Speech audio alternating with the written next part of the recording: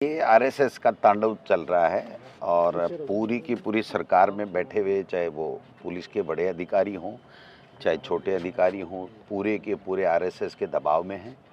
और इन्होंने अपना प्रेस्टीज पॉइंट बना लिया कि पूरे हिंदुस्तान में हमने ये ऐसा कर दिया और राजस्थान में हमारा पोस्टर कैसे फाड़ दिया। तो पोस्टर भी फटेंगे, सरकारें भी जाएंगी, ये चेहरे भी बदलेंगे। इनमें से बहुत से लोग जो आज भ्रष्टाचार के आकंठ में डूबे हुए हैं, भ्रष्टाचार कर रहे हैं, ये जेलों में भी जाएंगे। ऐसे तो अगर हम डरते, कांग्रेस के लोग डरते, तो देश आज़ाद नहीं होता। ये हमारी परीक्षा ले रहे हैं, कितनी भी परीक्षा लें। मैं समझता हूँ कि जुडिशली भी संदेह के घेरे में आने लग गई है कि क्या जुर्म कर दिया था इन बच्चों ने, जहाँ पर कार्यक्रम स्थगित हो गया था, दूसरी जगह कार्यक्रम शिफ्ट हो गया था, और उसके बाद में एक पोस्टर, एक सिंबॉलिक विरोध प्रदर्शन के तौर के ऊपर उस पोस्टर को उतारा गया और एक बच्चा उतार रहा है और उसने खुद ने वीडियो डाला है। और आपने देखा कि 9 लोगों पे मुकदमे दर्ज किए गए, किस प्रकार से वहाँ पर 6 की जमानत हुई।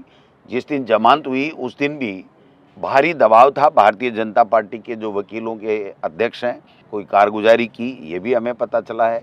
हाई कोर्ट में जब पेशी थी तो उस पेशी के ऊपर केस डायरी नहीं भेजी गई, बिना बुलाए आईओ चले जाते हैं। ये जो तांडव नृत्य सरकार कर रही है, पुलिस कर रही है, ये ठीक नहीं है, इससे संदेश ठीक नहीं जा रहा है।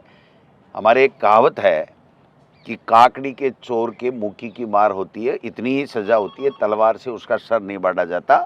लेकिन इन्होंने तो मतलब आप देखिए, पोस्टर को, केवल एक पोस्टर को फाड़ने से 15 दिन से अंदर बैठा रखा है, मिलने दिया नहीं जा रहा है। अभी भी जैसे किशोर मिला, उसके साथ ही वो दोनों लड़के खड़े हैं और बाकायदा बंद है पूरा का पूरा सिस्टम। टेलीफोन से बात की जा रही है, शीशे में वो दिख रहे हैं, उन दोनों से बात नहीं कराई जा रही। हो सकता है जेल का नियम होगा, हम भी नियमों को फॉलो करने वाले लोग हैं, लेकिन मैं समझता हूं कि ये जो दादागिरी, ये जो तानाशाही, ये संवैधानिक संस्थाओं का दुरुपयोग, कोर्ट का दुरुपयोग और इस प्रकार से कर रहे हैं, ये इनके लिए ठीक नहीं है।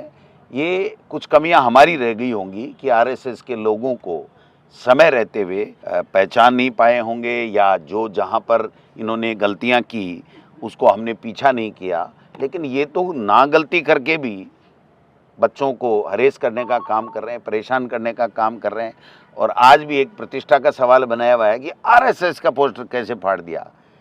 पूरे देश में आप देख सकते हैं कि जिस प्रकार से बिना चुनाव लड़े आरएसएस के लोग गुंडागर्दी कर रहे हैं, बदमाशी कर रहे हैं, सत्ताओं का दुरुपयोग कर रहे हैं। आने वाले समय में जनता के सामने इन सबको हम लोग बेनकाब करेंगे और इन बच्चे भी छूटेंगे।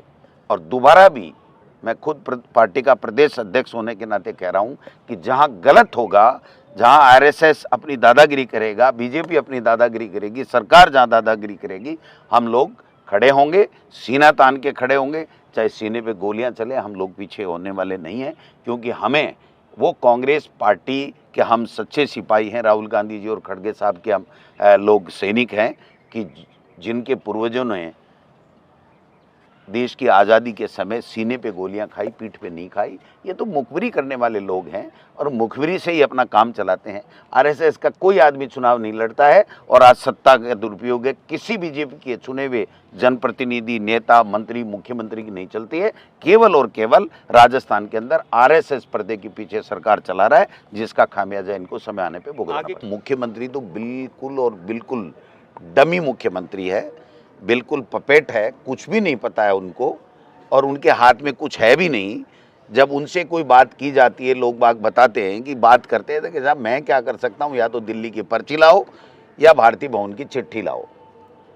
तो मैं समझता हूँ कि ये बहुत गलत हो रहा है, कानून की धज्जियाँ उड़ाई जा रही हैं। सरेआम कुचामन में गैंगवा फिरौती मांग करके, फिरौती नहीं देने पर हत्या कर दी गई। आज गंगानगर, चूरू, सीकर, झुंझुनू, जयपुर, सैकड़ों लोग, पुलिस पे कोई भरोसा नहीं है, इसलिए सैकड़ों लोग पैसे दे दे के अपनी जान बचा रहे हैं। आग्रह करना चाहता हूं देश के लोगों से, प्रदेश के लोगों से कि ये जो मॉडल आरएसएस का संवैधानिक संस्थाओं का दुरुपयोग और विपक्ष की आवाज़ को, जायज़ आवाज़ को दबाने का जो खेला खेला जा रहा है, इससे किसी का भला नहीं होने वाला है। इससे तो ज्वालामुखी फटेगी और पता नहीं कितने लोगों के हाथ जलेंगे, पैर जलेंगे।